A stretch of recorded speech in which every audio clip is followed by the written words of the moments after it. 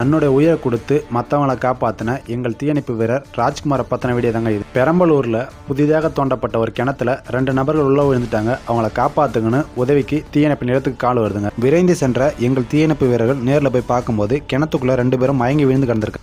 அப்போது எங்கள் தீயணைப்பு வீரருக்கு டவுட் வந்து உள்ளே செக் பண்ணுறாங்க. அதில் பாய்சன் கேஸ் நிறையா இருந்திருக்கு கிணத்துக்குள்ளே. அதனால் தண்ணியை வச்சு ஃபுல்லாக ஸ்ப்ரிட் பண்ணிவிட்டு அப்புறம் பிஎஸ் செட்டை போட்டுட்டு உள்ளே இறங்குறாங்க. உடனே 3 வீரர்கள் ராஜ்குமார் உட்பட உள்ளே இறங்குறாங்க கயிற்று கட்டி.